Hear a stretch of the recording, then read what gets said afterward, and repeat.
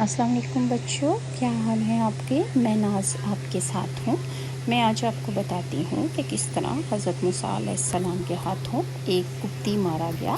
قبطی جو تھے وہ فرعون کی نسل میں سے تھے اور اس کی قوم میں سے تھے، جبکہ اسرائیلی جو تھے وہ بنی اسرائیل یعنی نبیوں کی نسل میں سے تھے۔ تو حضرت موسیٰ علیہ السلام کو قبطیوں سے ویسے ہی نفرت تھی، کیونکہ وہ فرعون کے ظلم اور بربریت کی وجہ سے ان سے شدید نفرت کرتے تھے۔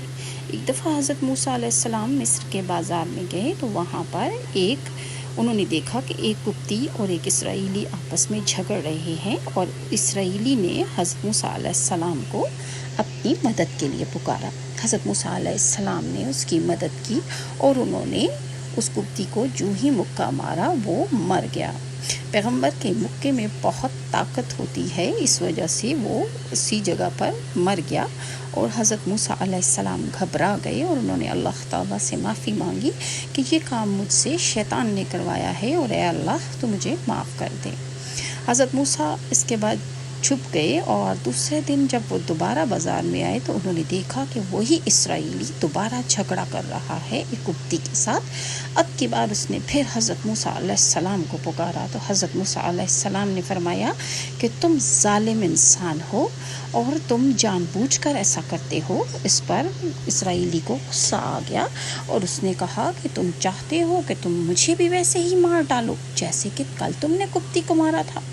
بس فرعون کی فوج جو ڈھونڈ رہی تھی قاتل کو، وہ اس بات پر الرٹ ہو گئی، اور وہ قبطی گھبرا کر فرعون کے دربار میں چلا گیا اور اس نے شکایت لگائی کہ کل جو قبطی مارا گیا تھا اس کو موسیٰ نے مارا ہے۔ جب فرعون نے یہ سنا تو اسے بہت زیادہ غصہ آیا، اور اس نے کہا کہ وہ جس کو میں نے پرورش کی اور میرے دربار میں جس کی تربیت کی گئی اس نے ایسا کیا ہے۔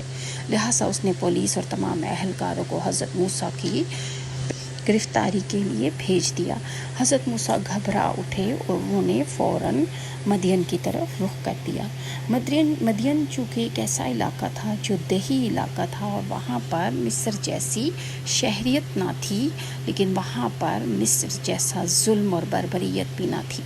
چنانچہ آپ ایک ایسی جگہ پر پہنچے جو پانی کا مقام تھا، اور وہاں پر لوگ اپنے مویشیوں کو پانی پلا رہے تھے۔ آپ نے وہاں پر دیکھا کہ دو لڑکیاں کھڑی ہیں اور اپنے جانوروں کو لیے ہوئے اور پانی کی باری کا انتظار کر رہی ہیں۔